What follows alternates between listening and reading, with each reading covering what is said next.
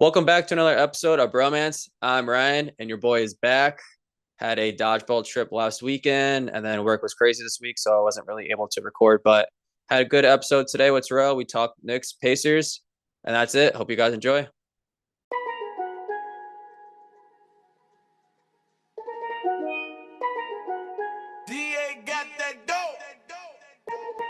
Ice water turn Atlantic. Night calling in a phantom. Told them, hold it, don't you panic.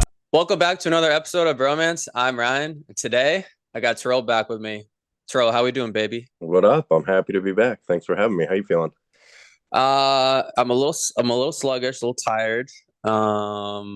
It's Friday though, so Yeah, good vibes. How about you? I'm good. It's also Friday, which means nothing to me because I work for the post office, so we work.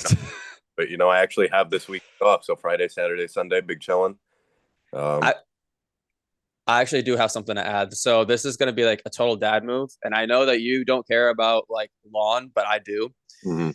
Bro, I got a fucking dethatcher today from UPS. That shit is sick. Like I'm gonna tear that shit up tomorrow. This is how unfamiliar with work I am. I don't even know what a dethatcher is. What it? All right. Let me mansplain to you what a dethatcher Yeah. is.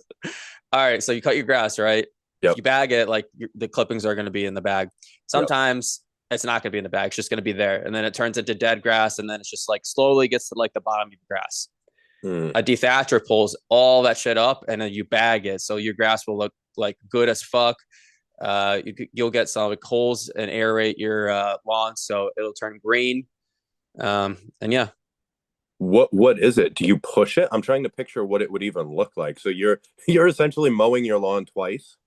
it's not cutting the grass; it's like pulling the thatch up. So No, it I get it, it but looks like a lawnmower. go over all the shit that you already mowed, though. So it's essentially like mowing it twice in a way. Pretty much, yeah. It looks like a lawnmower, but it's not a lawnmower. And underneath has a bunch of spikes, and it just rotates and it pulls all the thatch up. Oh, okay. I can picture what that looks like now. Okay.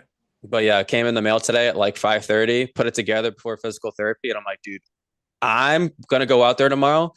New Balances, one knee brace, white socks. I'm fucking shit up. Is this Christmas for adults? Like you got so excited to get your box, you already knew what the present was, and then you're looking forward to being able to play with your toys. I ordered it, I think Tuesday, and I was like, dude, this if it comes in this weekend, I'm gonna be so happy. Friday's gonna be sick, dude. First thing tomorrow morning, like I'm going to the Packer store, getting some Twisted Teas because your boy's almost out. Yeah. Getting fucked up, doing some lawn care. Gotta stay stocked up. Gotta stay twisted to do the lawn work. Facts. It's gonna be a twisted day. Yeah.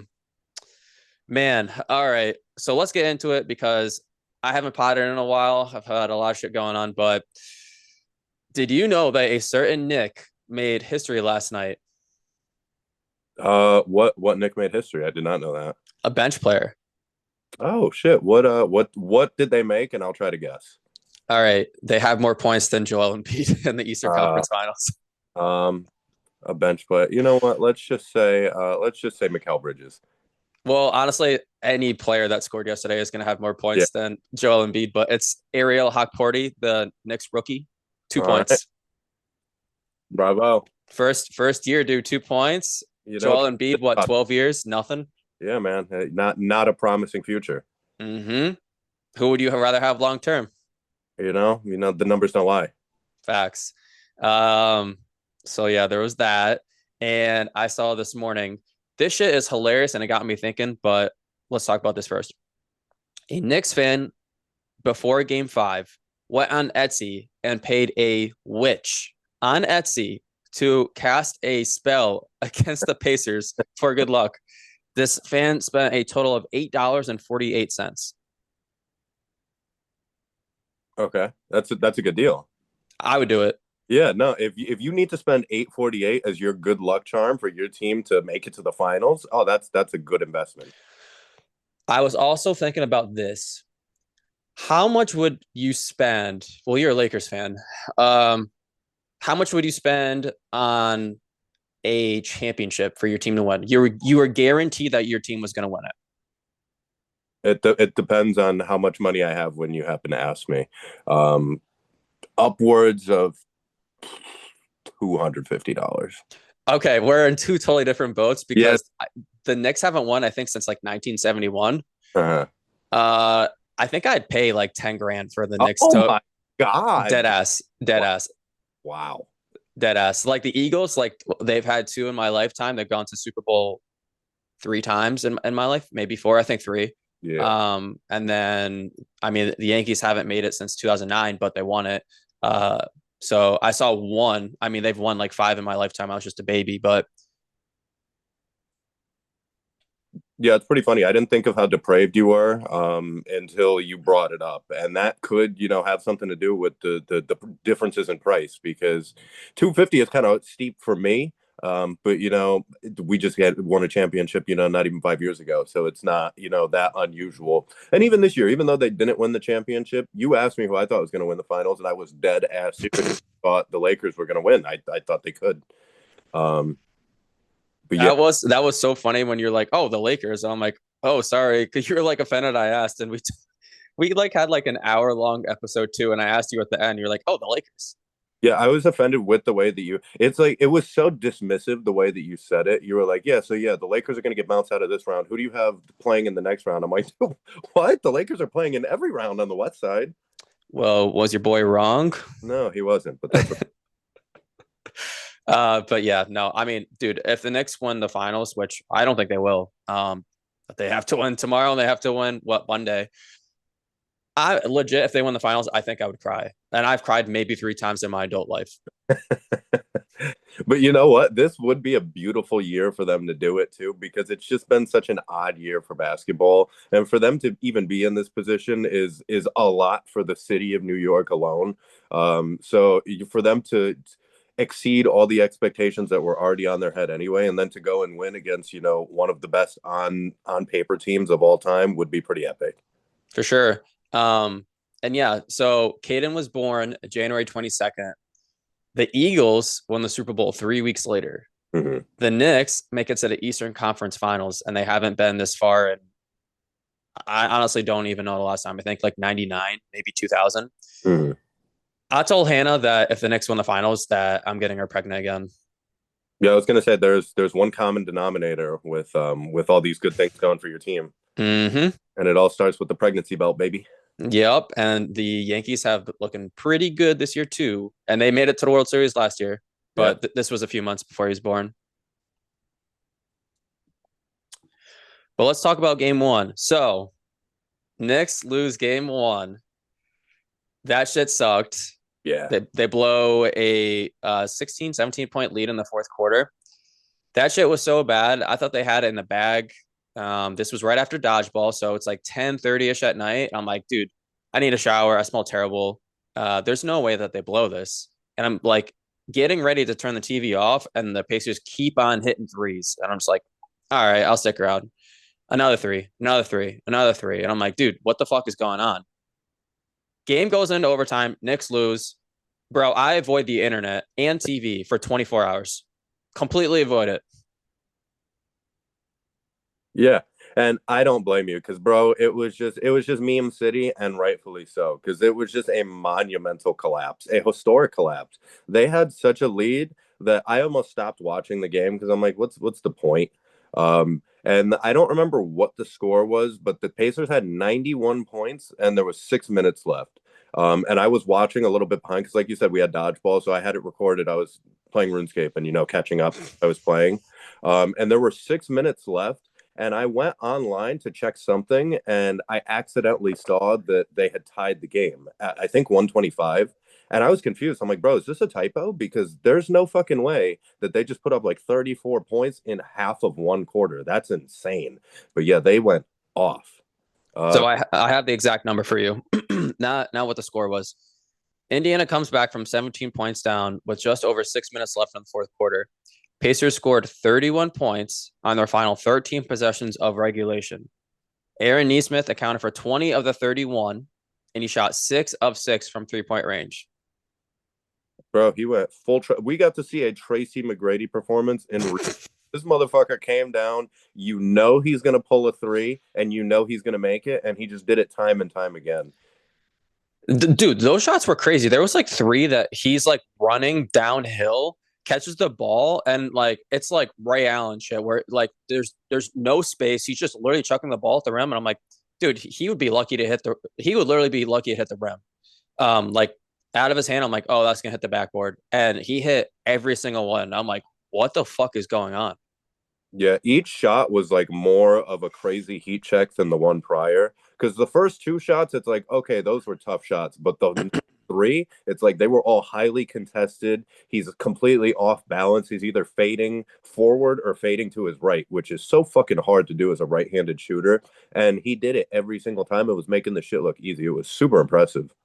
He had, I think, two, if not three, where he was easily 10 feet away from the 3 point line. And like I said, he's catching this like in motion. I'm like, what the fuck? There's nothing that you can do. Yeah. And that's when you have to just tip your hat at that point. It's like, dude, this dude shot 100% from the three in the final few minutes of the fourth quarter. If anybody does that, you're probably going to lose. Like, what can you do about that? Mm-hmm. And it's not like they weren't playing good defense. It's not like these were open shots. These were all very well defended, tough, contested shots. Right, right. So there was one thing that the Knicks like. I mean, there's more than one thing, but the Knicks defenders in that last 3 minutes and whatever, because they're up 14, they all had their feet in the paint. So they're all allowing the Pacers to shoot threes. At that point, dude, guard up on them. If they hit a crazy shot, they hit a crazy shot. But there was multiple times where Neesmith was like hitting threes, and like there's like screenshots of like four Nick defenders like kind of guarding the three, not really, and then OG Anunoby foot in the paint, and you're like, dude, you can't have that. If they're gonna drive and have a layup, give them the fucking layup. Yeah, I agree. It's like the opposite of a prevent defense that football goes into. It's like you're willing to give up the three, but not the two. That doesn't make any sense. It's like force them to drive past all five of you guys, and then if they get the layup, so be it. But don't give them threes. Don't make their job, don't make it less of an uphill battle for them by giving them more points than they should have. Yeah, it was completely ass backwards. So Tyrese Halliburton and Aaron Neesmith, they both have 30 points for that game. Jalen Brunson, 43 points. Karl Anthony Towns, 35.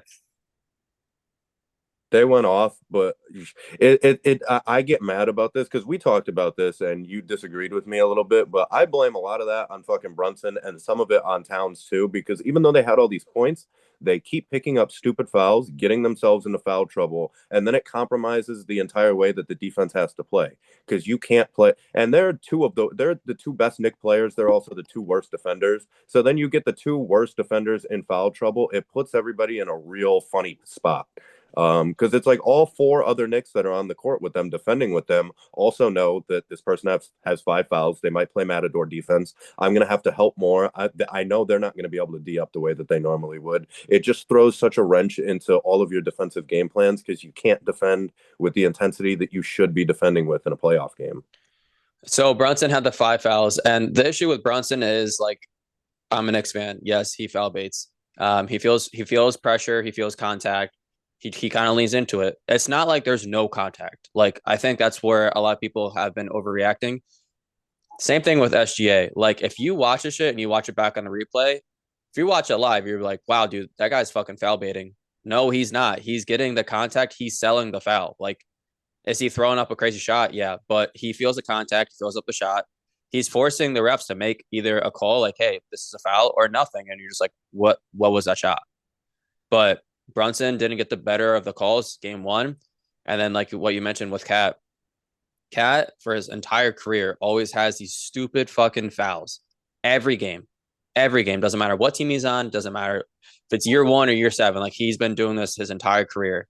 In game one, they both just were in foul trouble and it was pretty fucking obvious. Yeah. Cat in particular with the fouls, it's just he makes me so mad with that. But going back to what you said about Brunson being a foul baiter, I don't really hear that much about Brunson. Granted, he does play that way, but he does not get hate the way that SGA does. Because they're both doing the same thing. And if you go and watch the games, they are getting fouled, but I think SGA is like a little bit more ridiculous with the way that he tries to sell it because they're both elite, extremely elite, where if you're not playing defensively sound and you put your hand somewhere it shouldn't be for half of 1 second, they're going up with a shot. Your hand shouldn't have been there to begin with. You can get upset with it, but it's a foul. Like, I think that's what people get upset with. They make it seem like it's they're drawing all this contact to get a foul. It's like, no, man, you're putting yourself in a position you shouldn't be in. They're aware of that and they're taking advantage of it. So it's like super high Q on their end. I can get why people don't like it. But yeah, do you hear that shit about Brunson? I literally don't hear anybody calling him a foul baiter. No, in the Piston series, like he was getting so much fucking hate, like so much hate. Was it from Pistons fans or just basketball fans? Everyone in general, and I, like I said, Knicks fan here. Yes, there was one game where he did not really give a shit. It just seems like he was trying to draw fouls, and the Knicks lost that game. And that was the game where Thompson fouls out and Brunson holds up six fingers, and we're like, dude, we're losing the game by like 10 plus points. There's like a few minutes left. Odds are we lost this game. Great. This guy just fouled out. But what was the point? Like the point is to win the game. Yeah. But yeah, a few other things happened though at the end of that first game. So Jalen Brunson throws a pass to OG and Anunoby. OG's under the basket. They're about around the 30-second mark. There's 20 seconds left on the shot clock. They're up, I believe, 6. So that is a 2-possession game. They were going to foul you, dude. Just dribble the ball. They are going to foul you. Does not, throws the ball to OG Anunoby. Refs originally call a foul on Siakam. Carlisle has nothing to lose, and he challenges it. And I'm watching it. I'm like, there's no fucking way. He's grabbing his wrist, and his other hand has a like fistful of jersey. Refs like go to the monitor. They're like, okay, we reverse the call. They call it marginal contact off ball. Mm-hmm. Terrell, you've played basketball before. What does Yeah. marginal contact off ball mean? A little bit of contact, not on the ball. But a foul is a foul, right? That's called a loose ball foul. Yes. Yeah. So I'm just like, what the fuck was that explanation? Are you serious?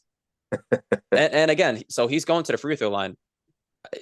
The game is pretty much should have been over by then too. The 30 seconds left, you're up 6. You have OG and Anunoby at the free throw line shooting 2. Like you honestly, he didn't even have to really make any of them. But at that rate, like, yeah, he probably had to hit both, and the Pacers still could have came back, but it would have been a lot harder. And then Jalen Brunson, so he has a layup.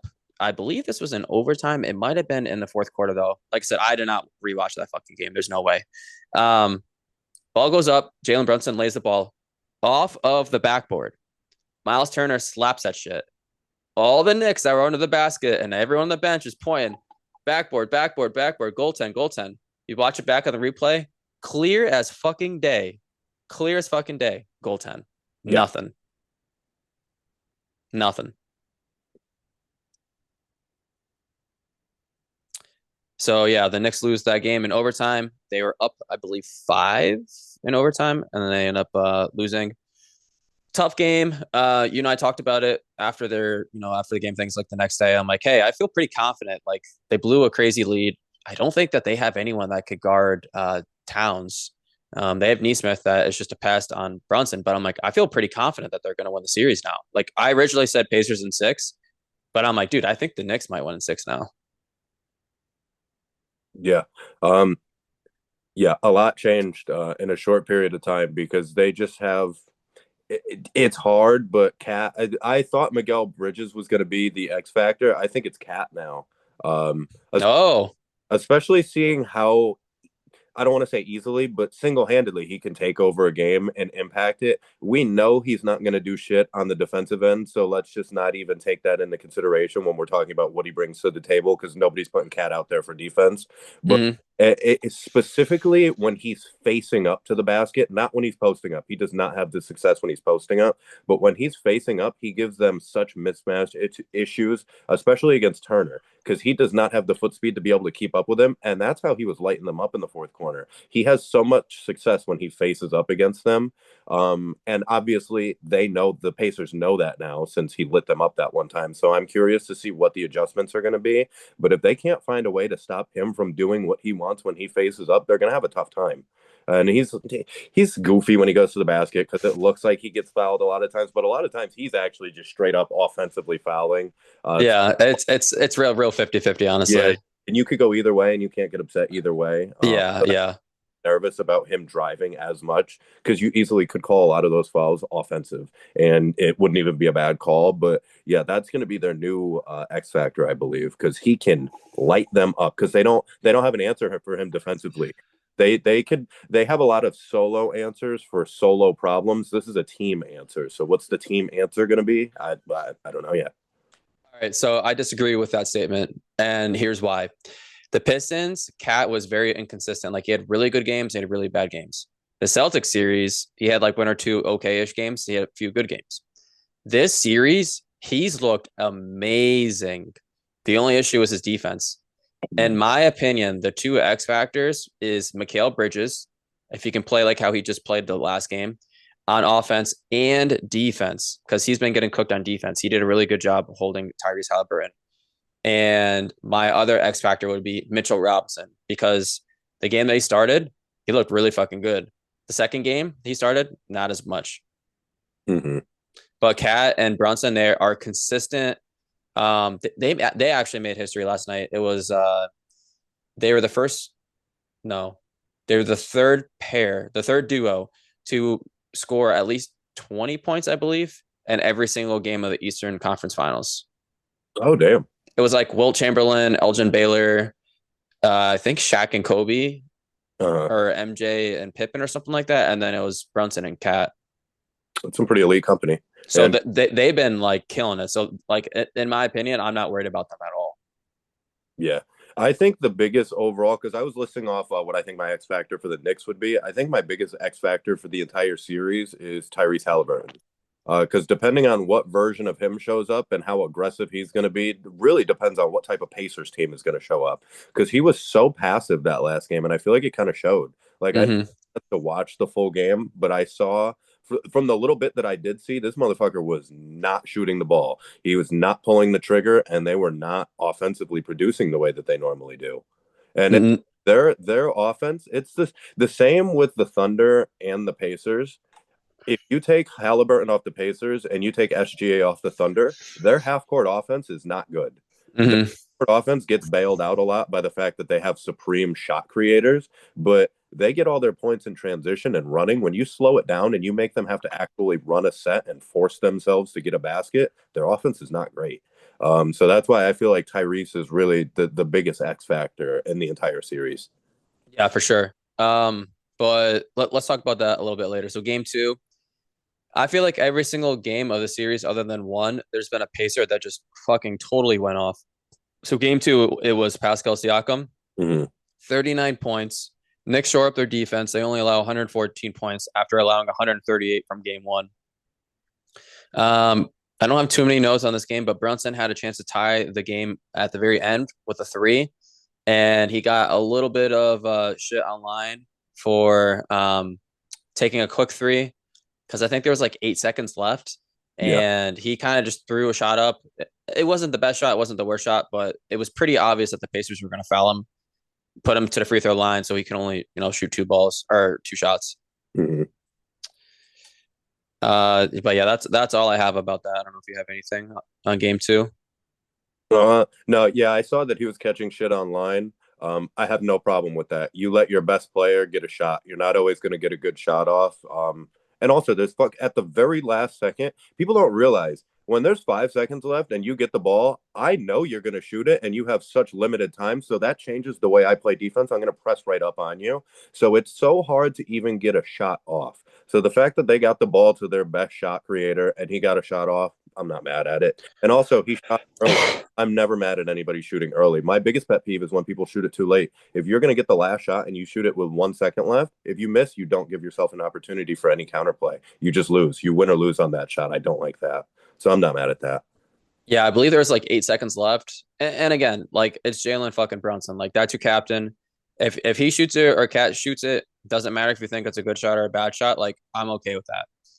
If Josh Hart is chucking that bitch, or like Mikal Bridges or OG Anunoby, I'll be like, I think we could have maybe had another pass or two. There's probably a better shot than whatever shot they probably took. Yeah, 100% personnel.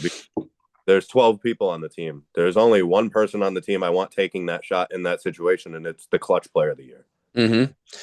So game three. All right. So game three, I'm in Minnesota. this past weekend, playing dodgeball. We watched the game at like it's called Whirly Ball. So it's like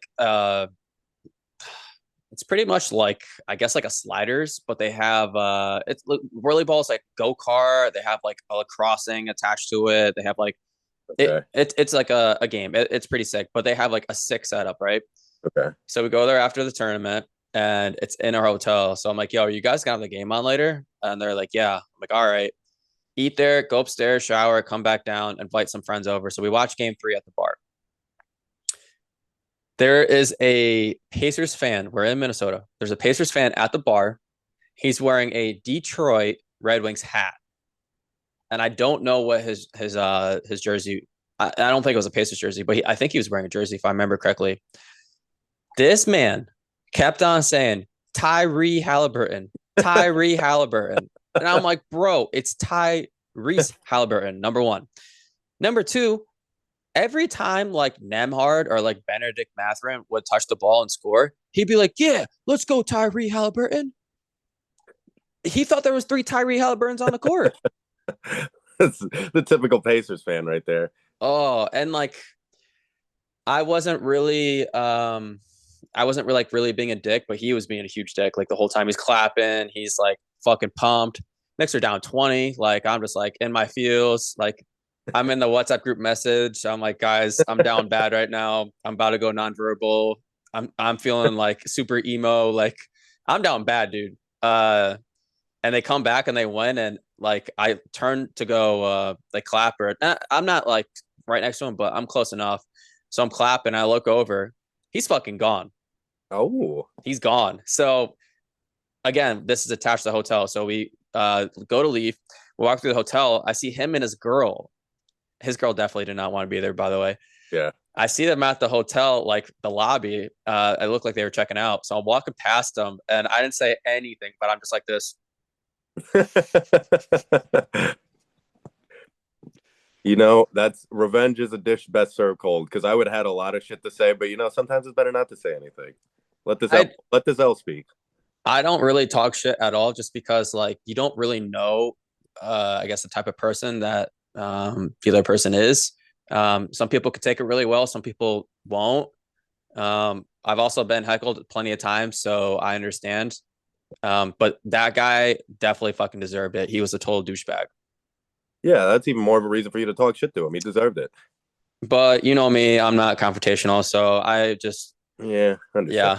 But at the end, when I went to start clapping and I look over and he's gone, I'm like, mm-hmm. Hey, small victories. Right.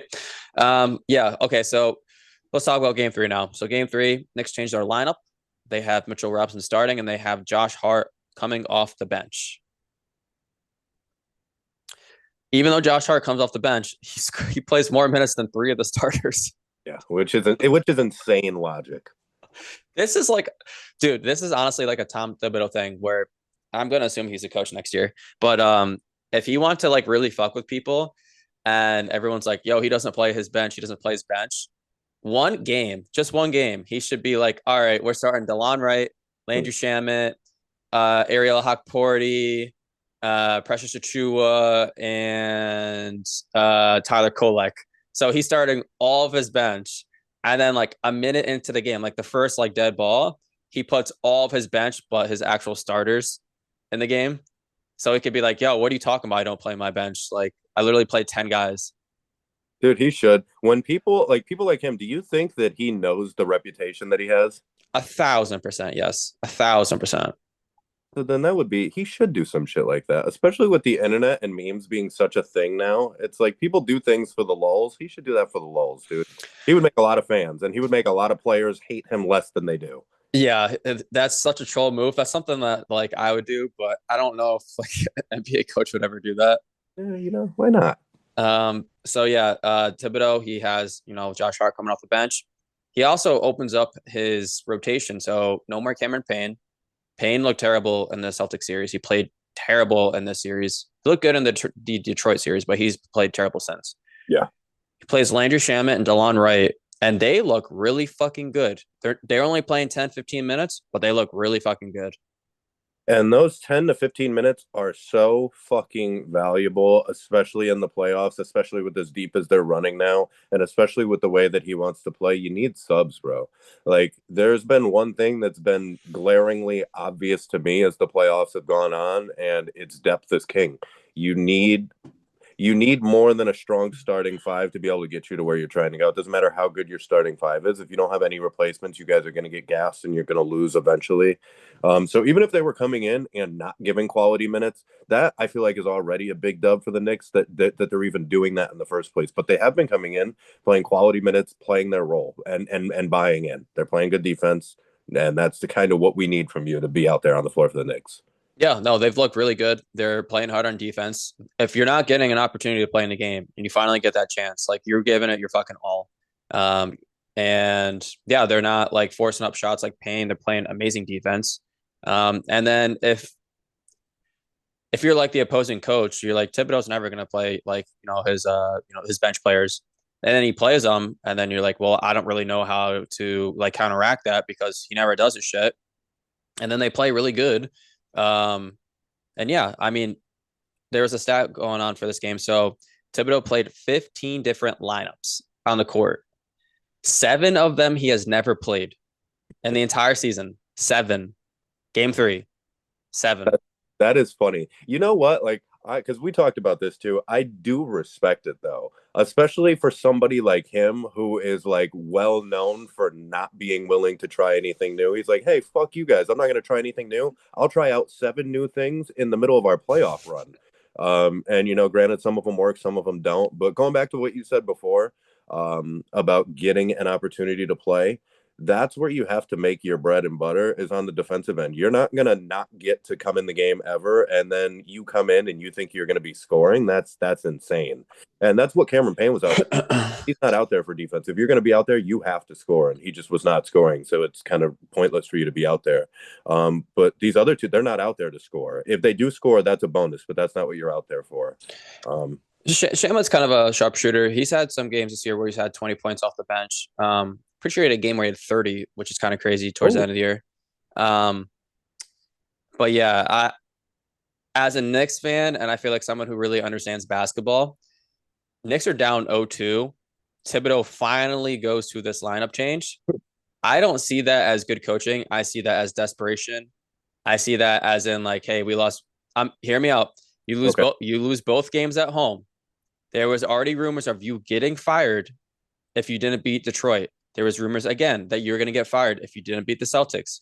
You were down 0-2 going to Indiana, and you were finally like, hey, let me change something. I am so desperate.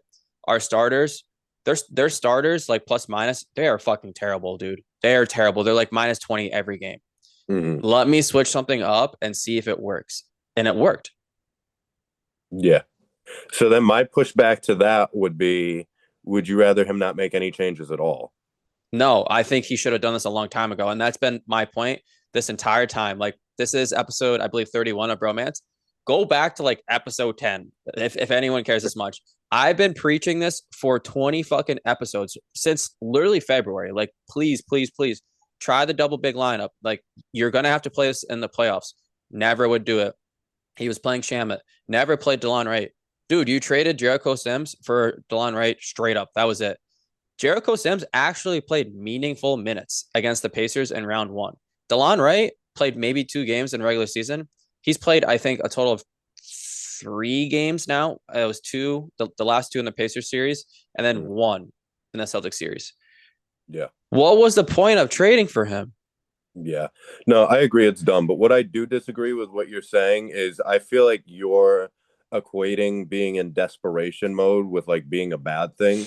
But I don't think that is a bad thing because it got them a win and it's getting them to try out new shit. Sometimes desperate times require desperate measures. If he wasn't feeling desperate, he wouldn't be willing to try out new things. And then, he might not stumble upon a successful recipe. Like, I feel like being pushed into needing to make a desperate move is sometimes a good thing because you might not be willing to pull the trigger otherwise. Like you said, he hasn't tried any of these lineups now, and now he gets a little bit desperate and he tries them and they work. And whether they work or not is kind of irrelevant because, like you said, you've just been shouting it from the rooftops. You want him to try it, but he is trying it. Like I feel like you're upset with the fact that it took him this long, but you should be Mm-hmm. that at least he's doing it because this is not in his bag. He's not known for being a dude that's going to make adjustments and we make a bunch of changes. He's known for this is how we do it and we're going to do this until the wheels fall off. And he didn't do that this year. It would have been real easy for him to keep riding with the shit that they were doing and they'd be home right now. He's done that for like 90 games, by the way. He finally just changed the lineup. Let me ask you this. Series is tied 1-1. The Knicks starters have not looked good. They have not looked good this entire playoffs. They didn't even look good in the regular season. Like their bench, like Miles McBride coming off the bench. Same thing with Mitchell Robinson and Shamet coming off the bench. That's where they won a lot of their games. It was their bench comes in, plays good defense. Brunson sits. Cat scores a lot of points now. Like Cat was running a lot of the rotations with the second team. Same Mm-hmm. thing with Mikal Bridges. That's when they look good. But let me ask you this: series is tied 1-1. Does Thibodeau change the lineup? No, no, he doesn't. And that's why I think that if they lost game 3, he should have gotten fired because you should not be. You should be proactive. If you feel like that something that you can do can change the outcome of a game, do it. Don't wait until you're down fucking 10 at home or I'm sorry, on the road and to change everything. You and I play dodgeball. How many times do I switch the lineup before the game even starts? Because I'm like, hey, I know they're thinking this. We're not even going to give it to them. Mm-hmm. Yeah, and it's like the higher level you go, the more every possession matters. And when you're playing against a really good team and in a deep playoff run, you can't afford to just give up 4 points here, 6 points there. It's like as soon as you see the shit going wrong, you have to address it right then and there. Because again, every possession matters. It could easily come down to one final shot, one final buzzer beater at the end of the game. But if you cut back to those two stupid turnovers that you had in the first quarter, and then those 3 possessions where you sat your starters for too long, it's a 5 possession game now, and it doesn't seem like that, but every possession matters. Um, but yeah, if it was 1-1, he wouldn't have made the changes. No. But yeah, that's where it's hard because it's like I agree with you, but I it's hard because I'm trying to be understanding of him, and I am. Um, but it's just dumb. It frustrates me. I'm trying to pull up another stat. So we'll move to game 4 now. But yeah, okay. So yeah, Miles McBride, 15 minutes. Josh Hart, 34 minutes. This last game, or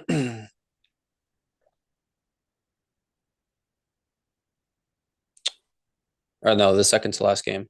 McBride, 15 minutes. Josh Hart, 36 minutes. The very last game,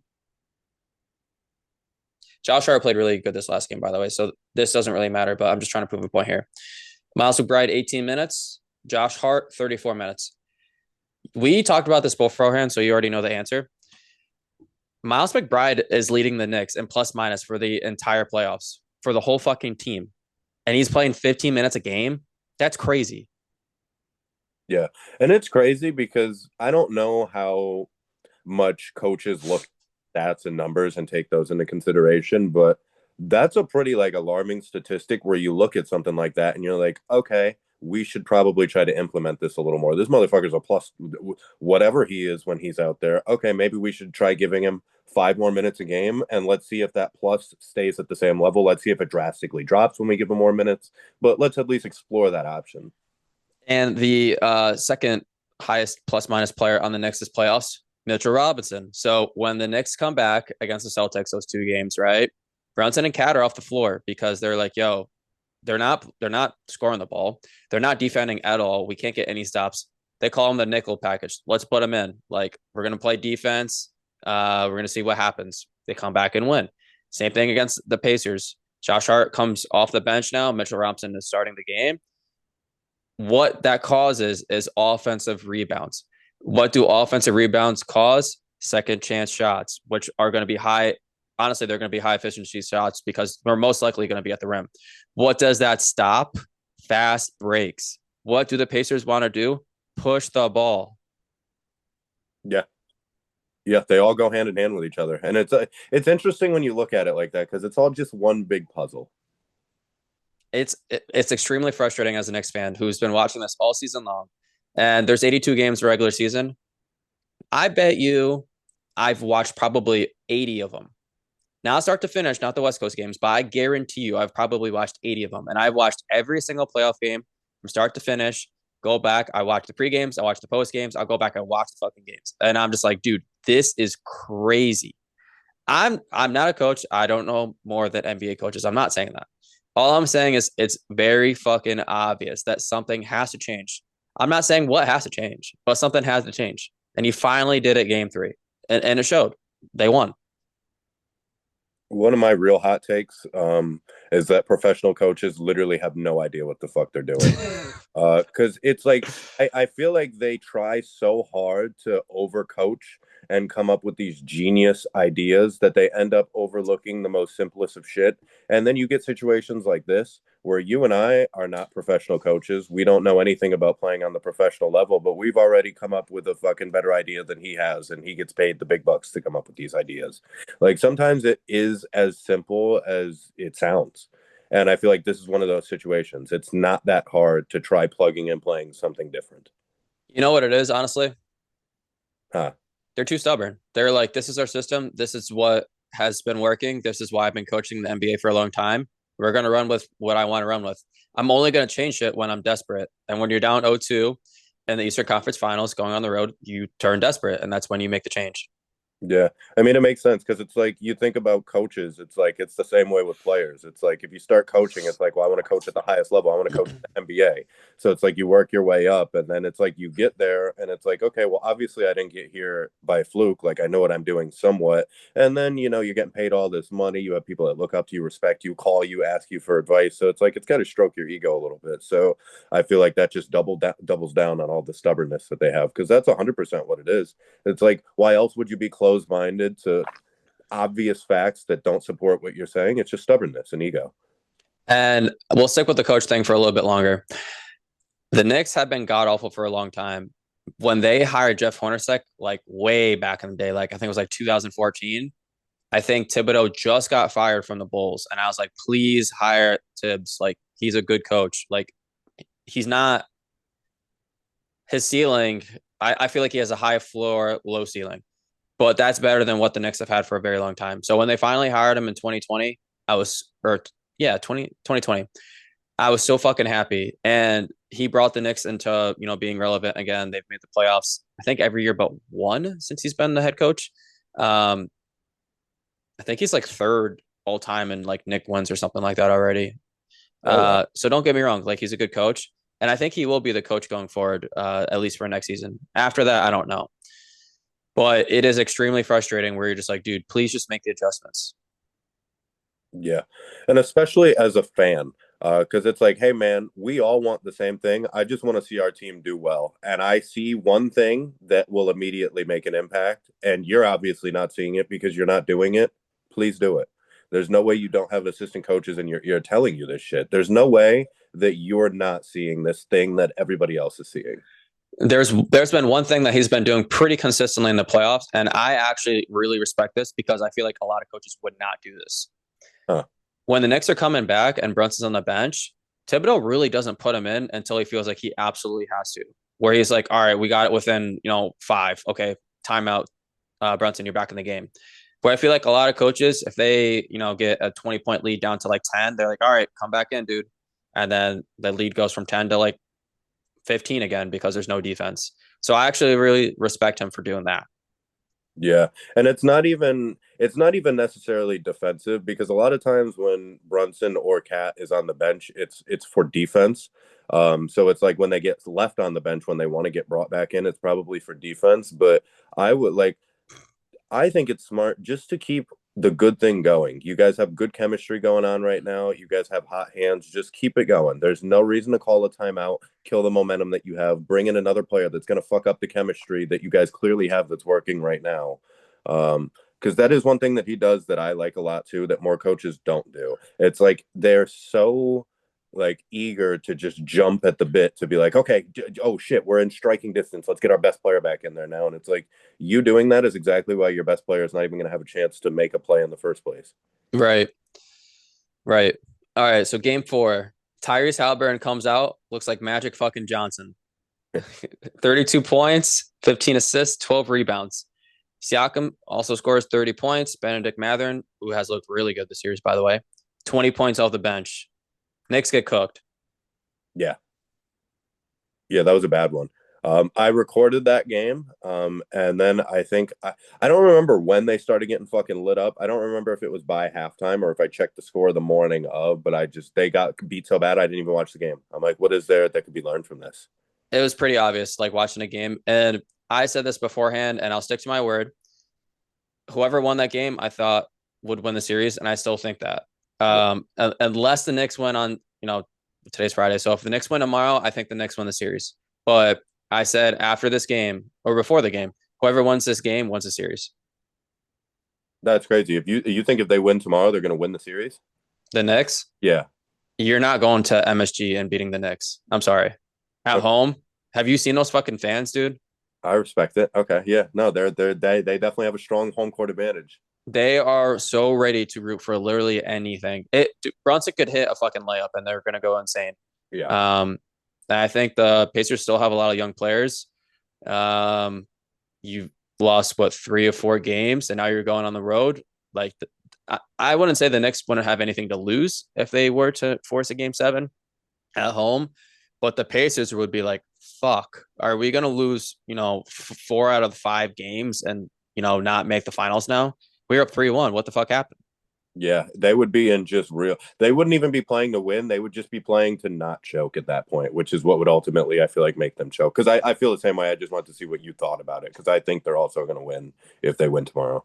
Yeah. But yeah, I said game 4 because if the Knicks won, then it would have gone 2-2. If the Pacers won, which they did, then the series went 3-1. Yeah, and it Um, was a 2-2 because that game one is such a deflating loss. mhm. No, it is a one. It's like, bro, you have to take into consideration the mentality, bro. You guys thought you had to win and then came back to lose in epic fashion at home too. It's like, what does that do for your mental the rest of the series? It takes a lot out of you. So Tibbs goes to the bench again, plays DeLon Wright. He had a Knicks high +11. Landry Shamet, second on the team with a +6. So he's showing his bench again. They're playing good defense. They're making these little comebacks with Cat on the court. But let's talk about game 5. So Halliburton looked really fucking good game 4. Game 5, Knicks threw everyone at him, playing like literally man up on him. We're playing a lot of like preventing him from getting the ball past the 3-point line. They're like, "Yo, you are not beating us. Someone else on this team is gonna have to beat us." Yeah. And that's part of the reason they looked so beatable because their half court offense is not good when you take him out of the game. And they, like you said, they were throwing everything at him. And they were just also, it was like they were throwing defenses at him the way that Brunson gets guarded sometimes, where it's like, hey, pick this motherfucker up full court and make him work to even just get up the court. So they should have been doing this entire series, by the way. And I said this before the series even started. Brunson should not be bringing the ball up every single possession. And it seems like the last few games, they finally have gotten away from that. Where, hey, dude, you have Miles McBride. I know he doesn't start, but you have McBride. You have Josh Hart. I know he doesn't start, but when he's in the game, he might as well start because he plays the third most minutes. Mikal Bridges, he could bring the ball up the court. OG Anunoby, if needed, he could bring the ball up the court. You don't need the same point guard to be bringing the ball up the court because he's literally scoring 40 for you. Like he's averaging, I believe, 30.1 points for the playoffs. 30.1. yeah. And he's already a small guy, and playing defense is already tough enough on him, especially, scoring 30 points. You're getting full court pressed. You're going to be tired, dude. You're scoring 30 points a game. You're going to be tired. So, like, yeah, your defense is going to be ass. So just don't bring the ball up every single time. And that's a real simple one that is stupid as fuck. There's literally no reason to have one person continually bring the ball up the court unless you guys literally don't have somebody that can break the press. It's not like they don't have anybody that can bring the ball up the court. They could pass through the press. But it's so foolish to have him exert energy bringing the ball up the court when you could have him pass the ball to somebody and then he can literally walk up the court side by side with the person that's bringing up the court while not exerting any energy. It makes no sense to me. If they were having a lot of trouble getting the ball past half court, then yeah, give it to him and have everybody get the fuck out of the way. He'll get the ball past half court. But if you're not having trouble breaking the press, it makes no sense to me to use energy to break it. So this is something that the Knicks finally have gotten away from, I say, like the last game or two. But this is also something that the Knicks have been applying, like pressure, full court pressure on Tyrese Halliburton. They didn't do it until the last game. And Tyrese Halliburton for the game, uh, Tyrese Halliburton, 2 of 7 from the field, 8 points, minus 23 for the game. Oh, To be fair, I mean, pretty much every single starter was minus 20 besides Siakam. I believe he's actually +1. mm-hmm. But hey, Knicks had their back against the wall. They played the best game of the entire series. They've played the best game of their entire season. Their role players look really good. Their stars looked amazing, and they need to go to Indiana tomorrow. Fucking come out hot, take the air out of the arena, and force a game 7. Yeah, and that's what pressure will do. Because it's like they're literally pressuring on the defense, but it's also pressure on the players now too, especially for Indiana a little bit. That was by far the best overall game that the Knicks have played together, stars and role players. So the Knicks held the Pacers to 94 points. That has only been done 4 times this year. I was gonna say for any team to be held to that amount of points that's unusual in today's basketball standards, with everybody having as high powered offense as they do and everybody shooting the three ball so much. That's extremely unusual. Was it, you think it was 100% like the Knicks defense, or was it a combination of them playing not the best offensive game, or did they not play the best offensive game because of the defense? I think they had a decent amount of shots that kind of looked good that didn't go down, but I wouldn't say it was like, all right, they missed, 10 shots and half of them were threes. I wouldn't say that. I would say that the Knicks applied a lot of pressure. They did a good job defensively, and whether it was OG, whether it was McBride, whether it was Mikal Bridges, like they were like, yo, Tyrese Halliburton is not getting this fucking ball this possession. He's just not touching the ball. Yeah. Yeah, he's getting that Steph treatment.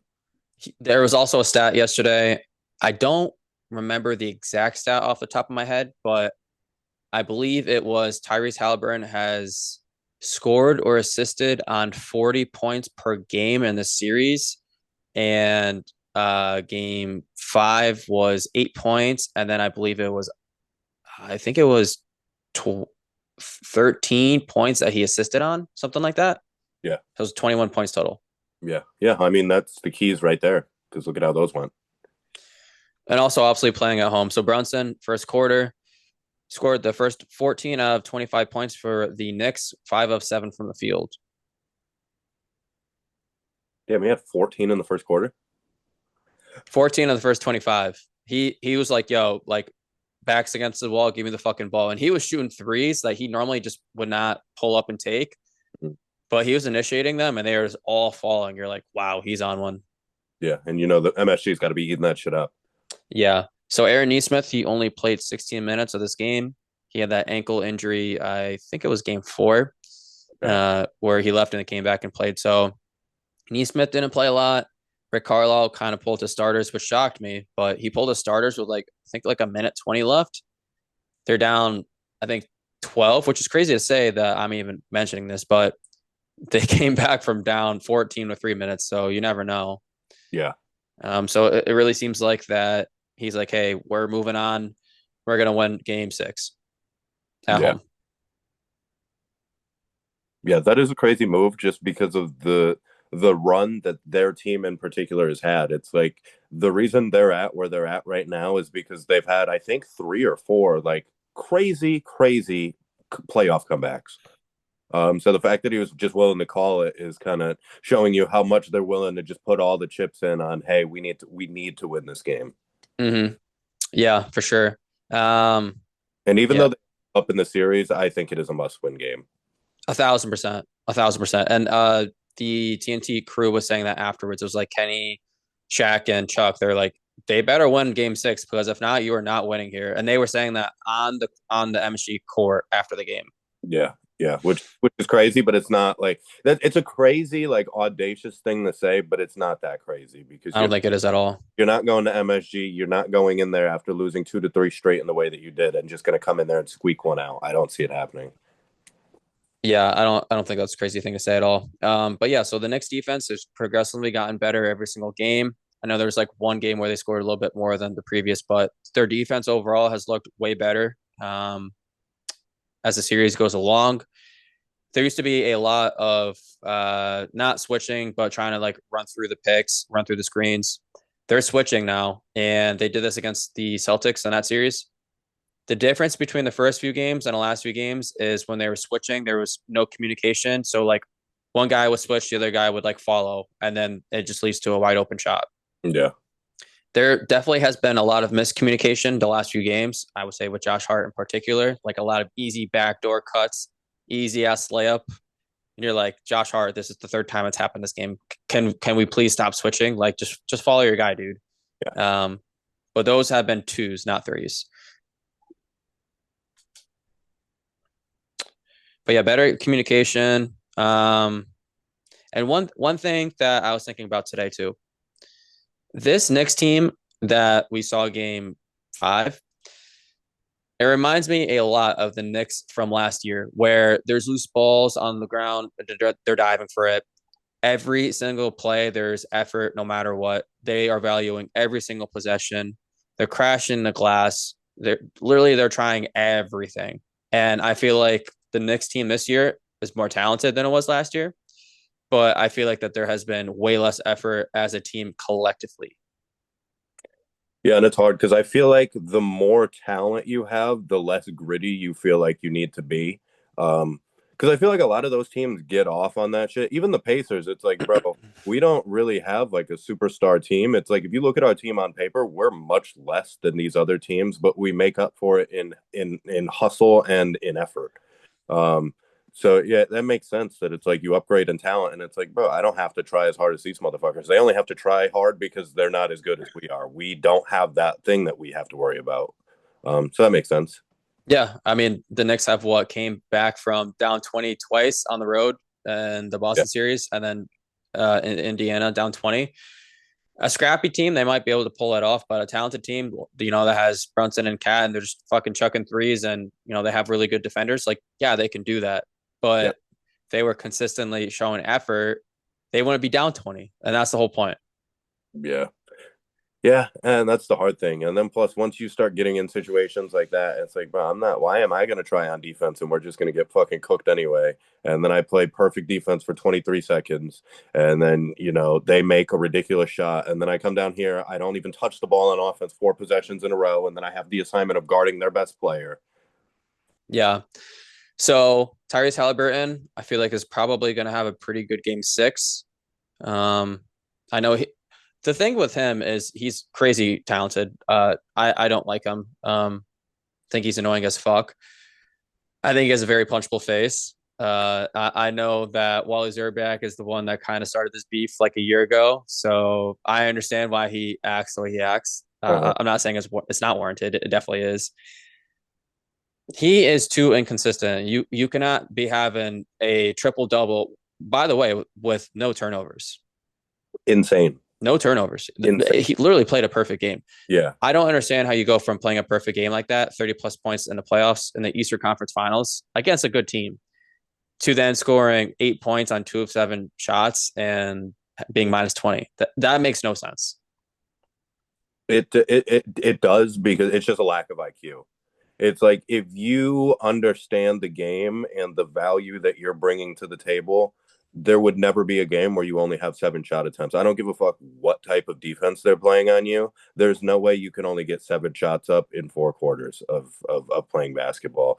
I feel like it's just a complete lack of basketball IQ. It's him being unaware of what he needs to do to get his team a victory, because he did it the other games, and now they're showing him something where they're like, hey, we're going to put you in a position where you need to pass it here. That's the correct basketball play. And, in his mind, he's probably like, hey, they double team me. I'm making the correct basketball play. I passed it to the open person. But it's hard because that is the right play. But really, the right play is you're our best player, and we need you to make something happen. You can't rely on role players to get us to the championship. We need you. I feel like it's just a lack of experience and just a lack of IQ. I think that he has been letting the game come to him, which I'm not saying is incorrect. It's kind of like the point you've been making. But when you're the best player on that team and, you're up 3-1 and you could like take the game by the balls, you got to do it. You got to do it because now you better win Game 6 at home. Yeah, Um, you're gonna wait for the game to come to you. What if the game doesn't come to you in game six? What if the game doesn't come to you in game seven and you right, waste yeah. waiting for something that was never gonna happen in the first place? And Siakam has looked really good this entire series, but everyone else, like Mathurin, has looked pretty good the last few games. The first few games, not so much. The first few games, Aaron Neesmith, yeah, Neesmith, he's looked really good. The last game he was hurt. Game 4, he hurt himself. Like he hurt himself. Game 4, Game 5, he was playing hurt. Aaron Nemhard looked really good the first 2 games. I think he shot 50% from the three. The last few games, literally almost unplayable. Almost unplayable. Yeah, that's the tough thing. It's like the blessing and the curse of the Pacers, where you could have games like that where literally just nobody shows up because they're a bunch of it's disrespectful, but it's like a bunch of role players. It's like they're a bunch of mid players. They're not superstars. They're not all stars, but they're people that play their role well and they buy in and they play hard. But that's also why their team is so dangerous because you could have any of them go off for 20 any given night. You could have 3 of them in the same night go off for 20, which is why they're such a dangerous team. But also again, not in the half court. Because you can't rely on that. You can't even rely on Tyrese to get you points in the half court. You definitely can't rely on these other people to get you points in the half court. Yeah, and you know who is another scrappy team that doesn't get this recognition, rightfully so, but because they're always in a play-on, they're in Hmm. the East. The Hawks. Nope, that's not a bad guess. The Bulls. Okay. Yeah, the Bulls always do play solid. They love to push the pace, and they will beat teams that they have no business beating, but it's because they shot like 40% from the three, and they were just chucking. Yeah. Yeah. And that's the thing. It's a you can have some success with a play style like that, but it's not going to be consistent success, I don't think. Right, right. And if you're the less talented team, then I wouldn't say unfortunately, but that's kind of how you have to play.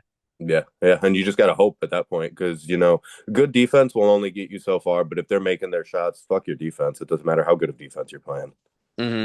So we're at the hour mark. So let's close with this. Who do you think wins Game 6? Game six, I'll say the Knicks. I think the Knicks are going to win. I'm going to be hopeful and say the Knicks. I don't think they're going to win Game 6. No, No. who's Who the do you player? go ahead Who's the player of the game? for the Pacers? No, just in general.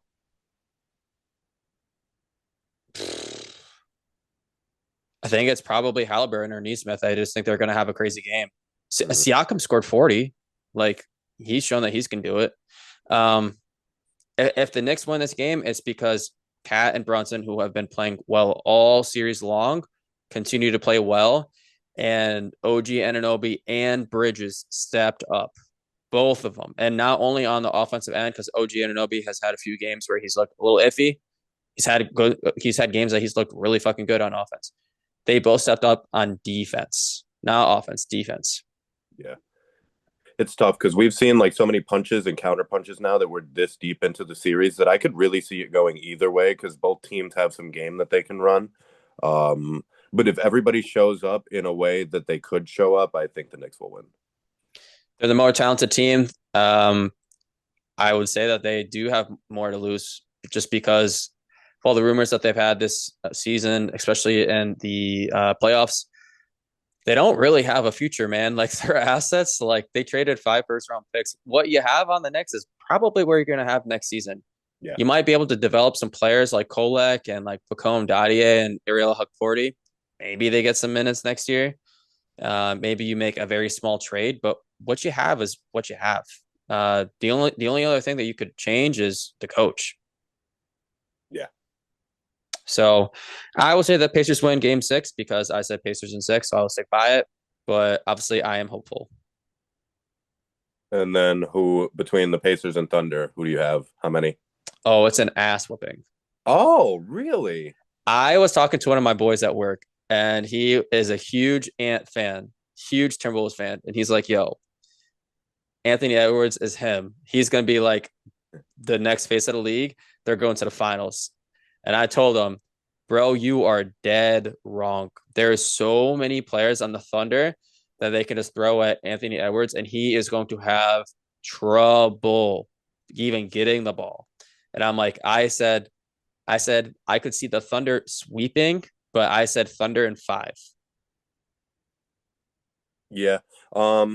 I see Thunder in 5, maybe Thunder in 6. But I do see the Pacers matching up decently well with them, and they have a similar style of play. So it'll be a fun series regardless. Like it'll definitely be high paced, it'll be action packed. Um, but yeah, I could also see it being an ass whooping, which I don't want. And it's like this team is so good at defense that it's actually kind of made me rethink how far defense can get you because offense always trumps defense, and I'll always take a good offense, but they're so good at defense that it makes it hard for any team to get any offense off.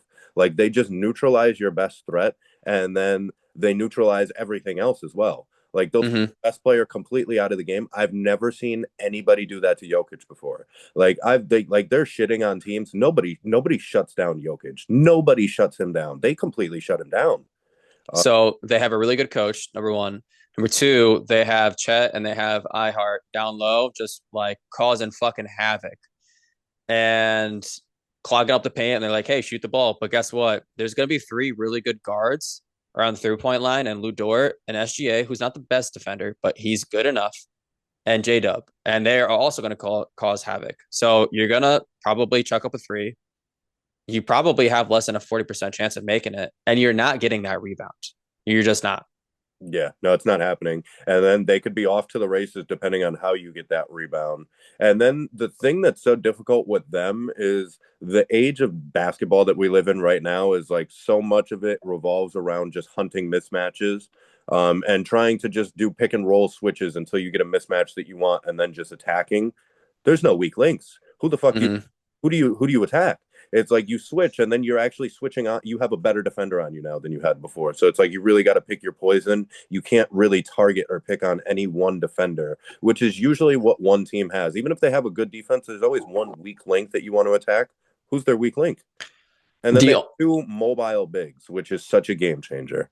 I would say it doesn't matter who they play. I would say just because I think the NBA is a little rigged, I'll say Thunder in 6, but I think Thunder win. Um, man, there was one other thing I was just gonna say too. Forget now. Uh oh, dude, the Thunder are gonna be here for a long time. They have like a really young core. I understand that you're gonna have to start to pay some of these guys, which you can afford to because your salary is so low already on the team. And then you have a ton of assets. So you could be like, all right, dude, go test for agency. All right, dude, we'll just trade you. We'll get more assets. And they do such a good job at developing their players. They're chilling, man. And they have such a good head coach too. Yeah, they're going to be spooky for years to come, because they have a young core that's all going to be there, and all of the team is built or bought in, um, which is the most important thing. Because it's like you look at somebody like Chet, it's like this dude came into the league, and I thought he was going to be the next KD. He had so much around him. And it's like this dude is legitimately talented. There's not many people at 7 feet tall that can move around that have a skill set the way he does. He is legitimately has a nice offensive touch. And it's like, dude, this dude is about to be a real menace. And then he joins the Thunder. And in order for them to win, he can't be the menace that I thought he was gonna, but he has to buy into this system. And for a dude that's that guy coming into the league, you're this highly touted. You want to show everybody what you're about, bro. I want to go out there and put up 25 a game if I can, but if I have to only put up 12 a game and 4 rebounds a game, and that's what I have to do for us to win, fuck it, dude. I want to win. And we might not win this year or next year, but I believe in the system. And now they're at the point where all the shit that they've been sacrificing this whole time is starting to show up for them. And that's got to be exciting for a young player. And that's got to be fucking scary for the rest of the league, seeing them start to understand it and start to get it. Yes. And Chet Holgren, he reminds me a lot of burst fade Abraham Lincoln. I could see it. And we'll get into this into probably the next episode or the next episode after that. Um, that SGA trade for Kawhi Leonard, or no, I'm sorry, Paul George, crazy. Do, Wait, what happened? do you know how the Thunder got SGA? Mm-mm. He was on the Clippers. Okay. He got traded from the Clippers to the Thunder. The Thunder sent Paul George to the Clippers. The Clippers traded for Paul George, and then signed Kawhi Leonard the same night. Oh, that's hilarious. So they got SGA and 5 picks. That's insane. So that is like a crazy rabbit hole. That's like a 20-minute rabbit hole. Won't go down it now, but yeah. Yeah, it just seems like, no matter where Pandemic P goes, seems to follow him. Podcast P. Yeah, for real. That's it, man. Do you have any plugs? Anything else you want to talk about? No plugs. I think I'm good. All right, I got one plug or a shout out. Shout out Kelsey Bullets. Oh, Kelsey texted me last night.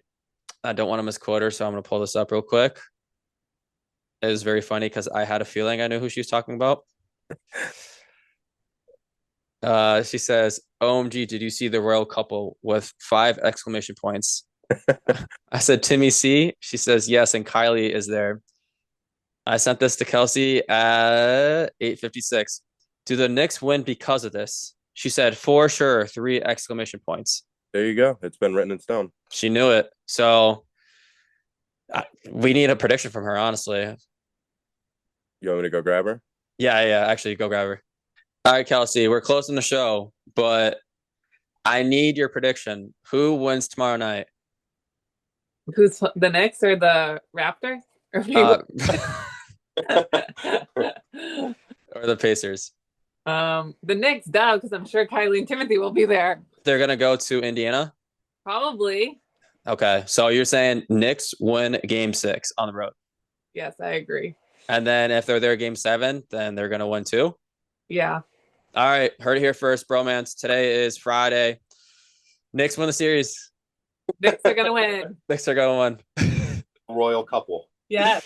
The royal couple. All right, guys. Thanks for hopping on. Oh, absolutely. Thanks for having me. All right, peace. Peace.